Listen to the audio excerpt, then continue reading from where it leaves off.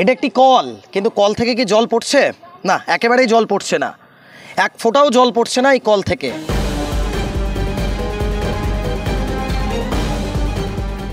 যেন নেই রাজ্যের বাসিন্দা এরা, না আছে পাকা রাস্তা, না আছে বিদ্যুৎ, আর কল থাকলেও জল পড়ে না।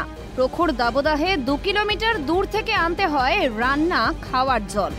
বাধ্য হয়ে এখন গ্রাম ছাড়ছেন অনেকেই। তাই ভোটের আগে চাপা ক্ষোভের বহিঃপ্রকাশ।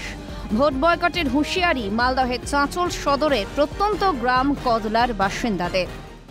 আমাদের কষ্ট 2 কিলোমিটার দূরে যাচ্ছি, ওখানে স্নান দিনান করতে যাচ্ছি, ওখান থেকে জল নিয়ে এসে রান্না বান্না করছি, নাহলে ভাত রান্না হবে না, খাবার খেতে পাবো না। আমরা এখানে থাকে সবাই, তো আমাদের ভালো লাগে, কিন্তু কেউ থাকছে না, জলের জন্যই থাকছে না। আমাদের সমস্যা হচ্ছে জলের প্রবলেম। 2 কিলোমিটার থেকে এর জল এনে এনে বয়ে বয়ে খেতে হচ্ছে। আর ইলেকট্রিক নেই এখানে? ইলেকট্রিক নাই। তাহলে অনেক পরিষেবা থেকে আপনারা বঞ্চিত। কি কি পরিষেবা পান না এখানে? কোনো পরিষেবা, কই পরিষেবা কিচ্ছু নাই তো। জল, আলো, রাস্তা কোনো কিছু নাই।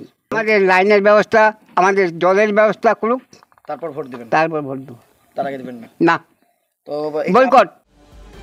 জানা যায় এলাকায় প্রায় 200 মানুষের বসবাস, অথচ গ্রামে নেই বিদ্যুৎ সংযোগ। সন্ধ্যা নামতেই অন্ধকারে ঢু মারে এলাকায়। সেই সুযোগে এলাকায় বসে মদ জুয়ার আসর, চলে অসামাজিক কাজ, অথচ ফিরেও তাকায় না প্রশাসন। অভিযোগ, বিষয়টি বারবার স্থানীয় পঞ্চায়েত থেকে ব্লক প্রশাসনে জানানোর পরেও মেলেনি সুরাহা। আমাদের অনেক অবস্থা এখানে খারাপ। তো ভোট দেন আপনারা? ভোট দিই তো, এখন আমাদের কল বসাবে না তো আমরা দিব না ভোট।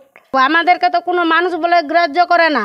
হ্যাঁ, আমরা অনেক দৌড়াদৌড়ি করেছি, বলেছি, না বলার না। ব্লকে যাচ্ছি, মেম্বারকে বলো, প্রধানকে বলো। এখন প্রধান বলছে আমাদের কোনো এখন নাই, তুমি ব্লকে যাও। জল, আলো, রাস্তা কিচ্ছু নাই। এতদিন ভোট দিয়ে গণতান্ত্রিক অধিকার প্রয়োগ করে আসছেন, তবে আর নয়।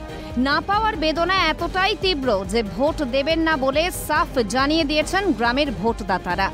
তবে কি মানুষের ভোটে জিতে মানুষকেই অবহেলা? কেন এই বঞ্চনা, কেন বারবার এই রকম বৈষম্য হচ্ছে, প্রশ্ন এখানে।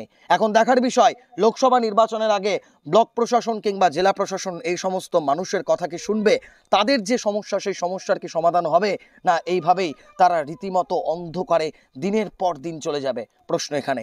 মালদার চাঁচল থেকে অভিষেক সাহা, ক্যালকাটা নিউজ।